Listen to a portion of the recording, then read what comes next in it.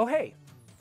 You know, I think it's safe to say that no one has made a bigger impact on the American food scene than Julia Child, whose birthday happens to be this month.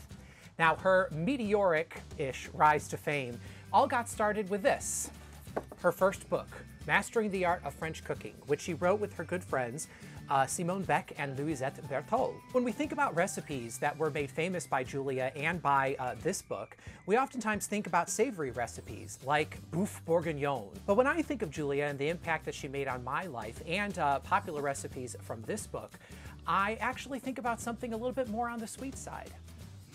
Now, I grew up watching Julia's program on television in reruns, and one of the recipes that always struck me as being, you know, the height of sophistication was this recipe called Reine de Sheba, also known in English as the Queen of Sheba. See, even the name sounds sophisticated. It's a chocolate and almond cake that, you know, I always thought the idea of it was just fantastic, and it always looks so luscious and delicious when she made it on her show. Now, I've actually not ever made this cake before, but I've always wanted to. It's always been one of those things on my to-do list that I never just happened to get to. But guess what? Today, I'm gonna get to it, and you guys are gonna come along on the journey with me. I'm Joe the Blue Wizard, and we're celebrating Julia Child's birthday today on The Blue Wizard Bakes.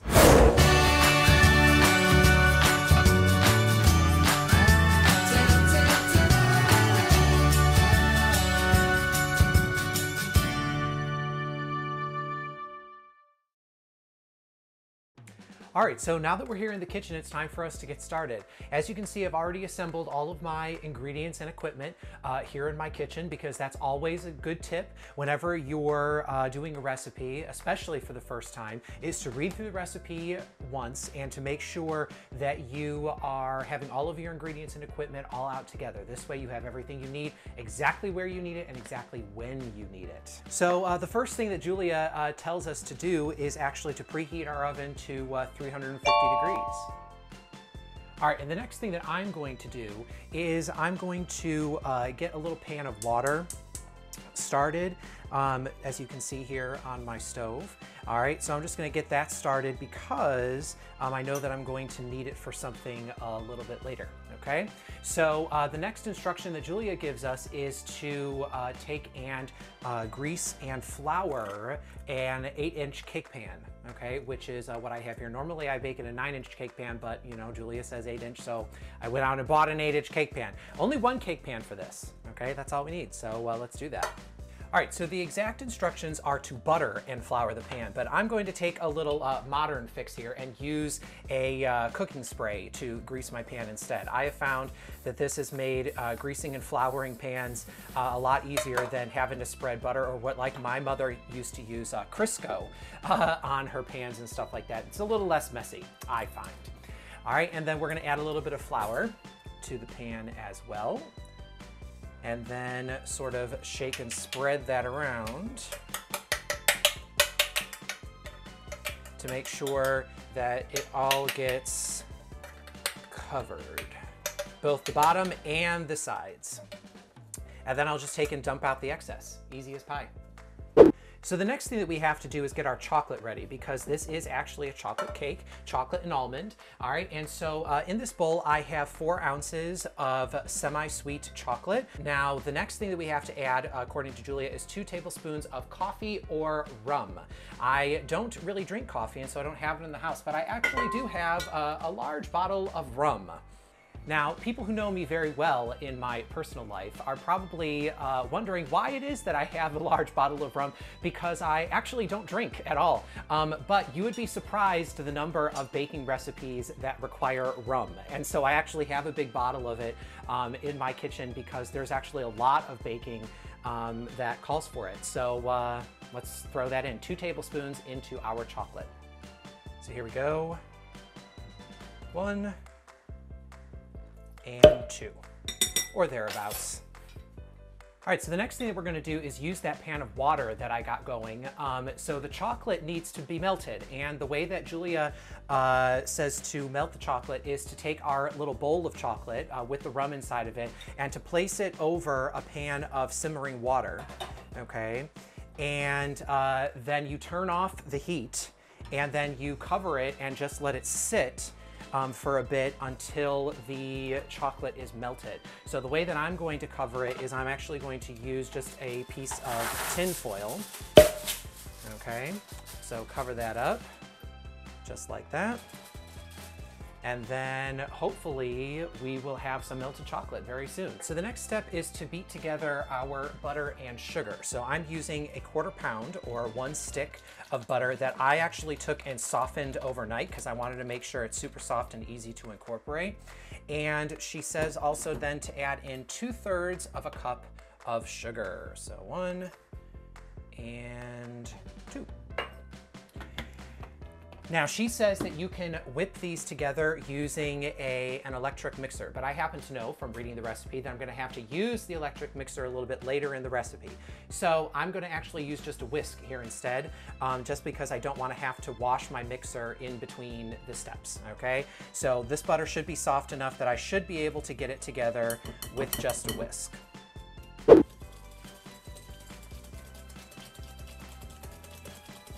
All right, so that's actually good. As you can see, we've gotten our mixture to be nice and light and fluffy and also sort of like paler in color and stuff like that. And that's exactly the things that Julia says that we should be looking for. So there you go, easy peasy, done. So next thing we have to add are our eggs.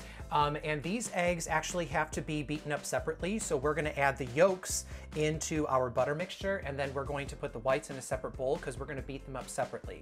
The reason for this is that this particular cake doesn't have any what we would call leavener in it. Oh, that's not good. All right, so you notice here, what I did is I actually got a little bit of yolk inside of my egg whites, and you can't have that, okay? Because your egg whites won't beat up unless there's absolutely no yolk in there. And so I'm gonna have to toss this out and start again. So let me clean this bowl up for a second and then we'll be back. So there we go, bowl clean. All right, back from our little egg debacle, okay? So like I said before, the reason why we're doing this separately is, or why we're beating up the egg whites and egg yolks separately, is that there's no leavener in this cake. So there's no baking soda or baking powder. And so because of that, we're just going to get all the air that we're gonna get, all the little air pockets, it's all gonna come from our egg whites.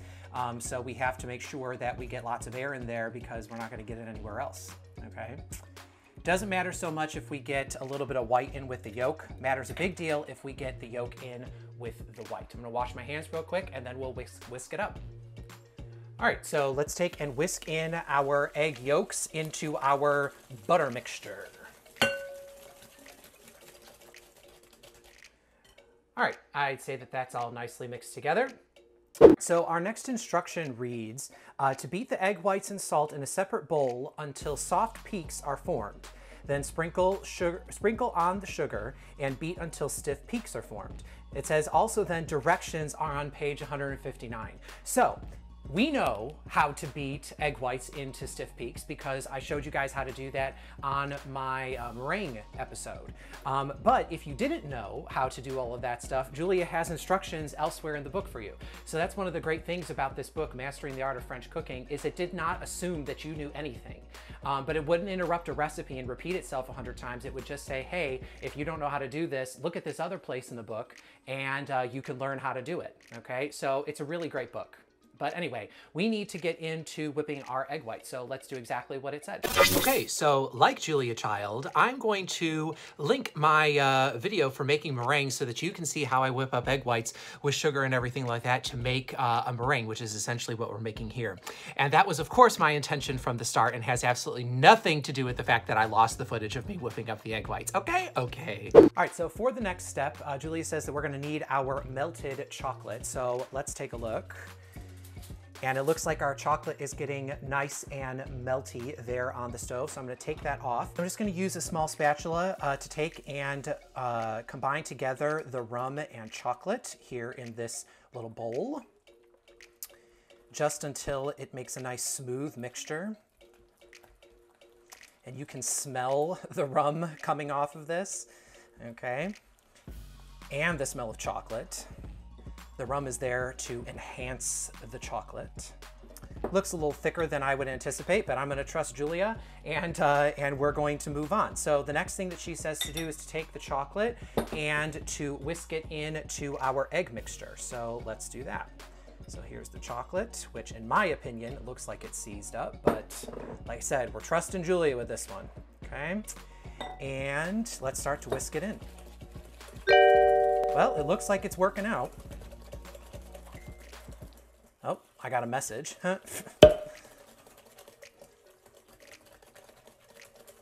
There you go. It looks like it's all combined together very nicely. So all the chocolate is now mixed into our egg mixture. Okay, so that worked out nicely.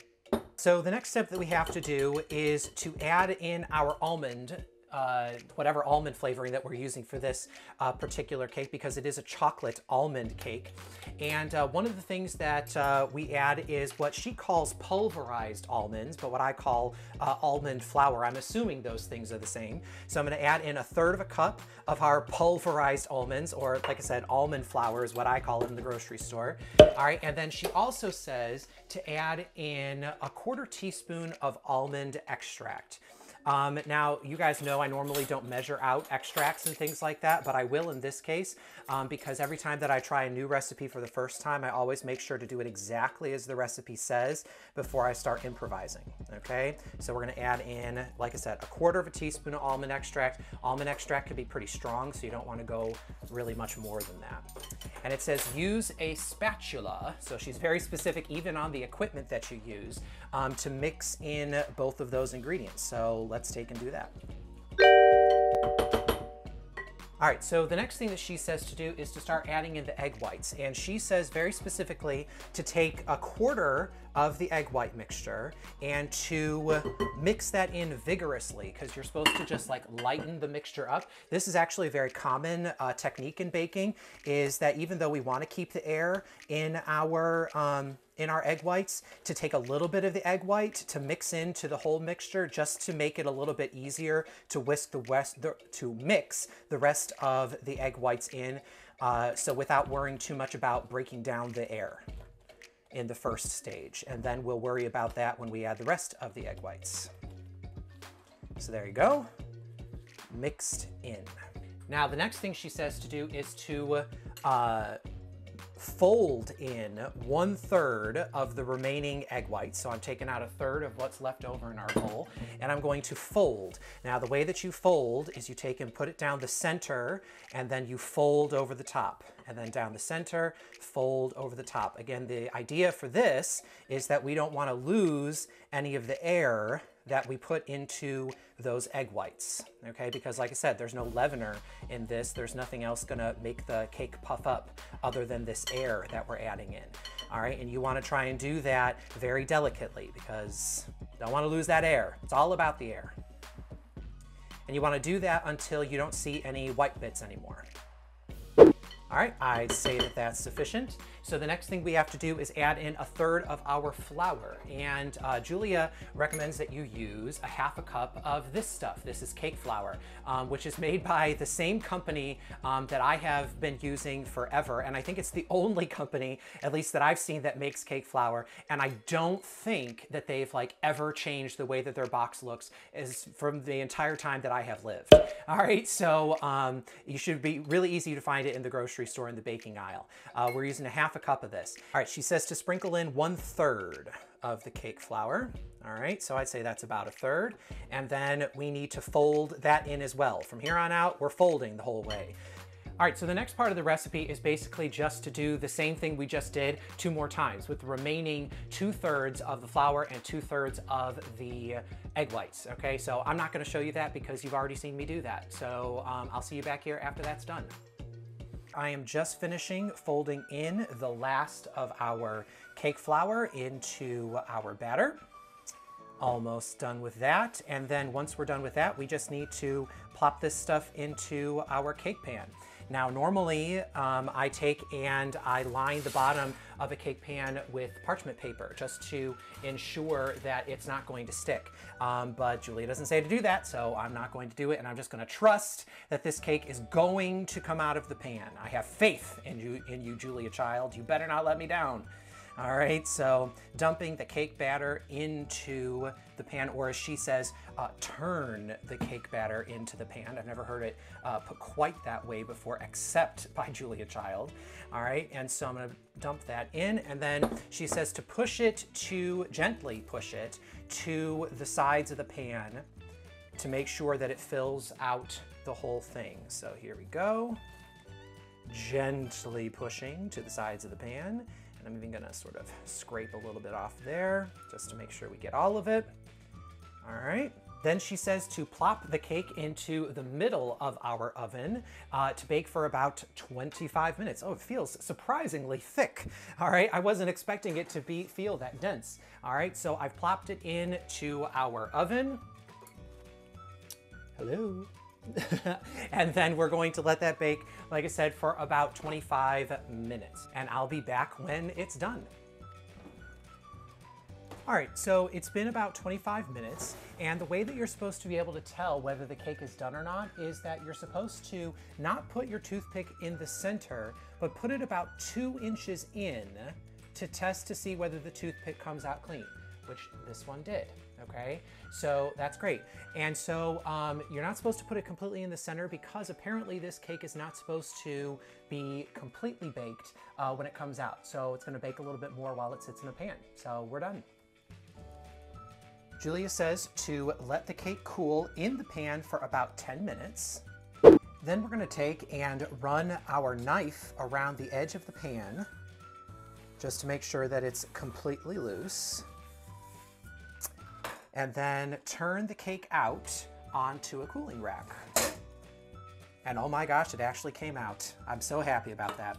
So now we're gonna let this sit here and cool for a couple of hours until it gets completely cold, because we don't wanna start putting our frosting and decorations on before then, or else it'll all melt off. Sad for us. So I'll see you guys in a couple of hours. All right, so as a rule, I am not known for my patience. So I took a little bit of a shortcut. Instead of letting it cool for like 2 or 3 hours, I just stuck it in the fridge, okay? And sure enough, as I feel it here, it has cooled down completely. So here's our cake, and we're ready to start making our frosting and decorate it. So let's get to it. So using the same method that we used before, I melted together 2 ounces of semi-sweet chocolate and 2 tablespoons more of rum.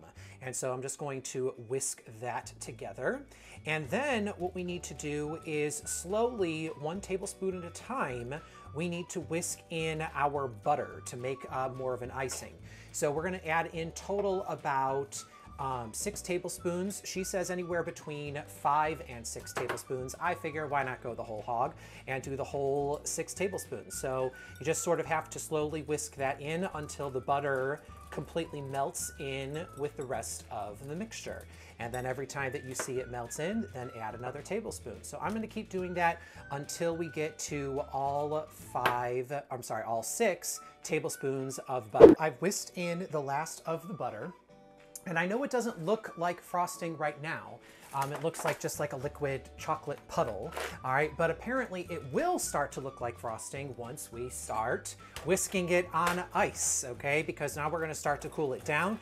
And the idea is that as we cool it down, the butter starts to thicken up and then it turns into a frosting. So I'm just gonna keep whipping this here, and then we'll come back as soon as I notice that it starts to thicken up. All right, so she says to whisk it until it's a spreadable consistency, which I take to mean about the consistency of buttercream, which is what it looks like right now. In fact, you can see it's not just spreadable, it also has lightened in color quite a bit from what we had before, which I think is good because that means we've got some air into it and stuff like that. And I was a little worried at first that we weren't gonna have enough to cover the whole cake, but as you whisk it up, it gets more air in it and stuff like that, and you get a lot more out of it than what I had initially thought. So now we're ready to get it onto our cake. All right, so I've taken our cake and placed it onto an 8-inch circle that I cut because I only have 9-inch circles, so I cut it down by about 1 inch and set it on here just so that it's easier to move around a little bit. And now I'm gonna take and place our frosting on top. And every time that I've seen this particular cake done, whether on TV or other places, it never has like, you know, a perfectly smooth frosting top. It has more of a rustic finish to it. So I'm just gonna plop the frosting on and sort of spread it around the sides and stuff like that until the whole cake is covered. So plop it on top, get all of it. We worked hard on that frosting. It took me like 5 minutes to whip that up. Which incidentally, you could probably use an electric mixer for that if you didn't want to use a regular whisk like I did. It'd probably save you some time. So now I'm going to take and use an offset spatula to sort of spread out the frosting over the top of the cake and then down the sides. And then I'll put a few little, swirls and stuff in it to make it look, a little bit more homey. All right, so around the edges, and then spread it onto the sides of the cake. Yum. Frosting looks delicious.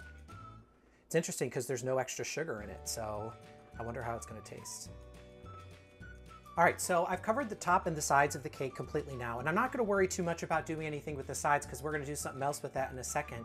But I did want to add a few little flourishes to the top and just a few swirls in the top of the cake, just to make it look a little bit more fancy and sort of like homemade and home done and stuff like that. Because I think, that kind of looks good on cakes a lot of times when you have a few swirls, particularly homemade cakes and stuff like that. To me, it, lets people know that you made it and that you cared enough to add a little bit of extra flair into it. So just a few little swirls, and I might touch that up a little bit later. Okay, depending on how I feel about it at the end. And now we're going to take a look at the sides. I actually have some sliced almonds because this is a chocolate and almond cake. So I'm just gonna lift the cake up, okay, off of our little board over here. And I'm gonna bring over my toasted sliced almonds here. All right, and I'm just gonna sort of lift and then press against the sides of the cake. Okay, so lift and press, and then any of the excess could just fall back into the bowl. All right, and I'm gonna do that all the way around the sides of the cake. And there she is, the finished product, the Queen of Sheba. Doesn't she look pretty? Delicious? Let's go have a bite. All right, so here we are. I've cut myself a nice delicious slice of our Queen of Sheba cake. It looks delicious and luscious, and you can see that it looks nice and dense on the inside and moist. All right, so I cannot wait to try this. I've been waiting ages to try this Queen of Sheba cake. It has always looked so delicious on my TV. Now let's see how well it tastes in person. Oh, that's good. You can taste the almond, you can taste the chocolate. It's nice and rich and dense, but the frosting isn't heavy. It's not like super, super sweet. It's actually kind of light. It's actually super, super good. I am really impressed with this. Wow. Wow. Well, I really hope that you enjoyed this episode today of the Blue Wizard Bakes, and I really hope that it encourages you to go out and try new things, because no matter how experienced you get, there's always so much more to try out there, and you never know the fantastic results that you might get when you try something new. If you like this video, please do me a favor and give it a big thumbs up down below. Also, make sure to hit the subscribe button as well as the bell for notifications, so that this way you're notified every time I post a new video. If you want to catch up with me on any of the other things that I'm working on in my kitchen, you might want to follow me on one of my social medias. I'm on both Instagram and Twitter at the handle @JoeTheBlueWiz. If you'd like to try this recipe for Queen of Sheba cake, or if you'd like to try any of my own recipes, you can click the link at the description box below, or just head straight to BlueWizardFood.com. If you'd like to try any of Julia's other recipes besides the fantastic Queen of Sheba cake, because trust me, I don't think I've tried a Julia recipe yet that hasn't worked out, you might want to pick up the book, Mastering the Art of French Cooking, which is one of my favorites of hers. The other favorite of hers that I really enjoy is called The Way to Cook. And both of those books have tons of great recipes inside of them that I know that you guys are going to love. Well, that's all that we have time for today here on the Blue Wizard Bakes. Remember, kids, you don't have to be a professional chef or even a wizard in order to make magic in your kitchen.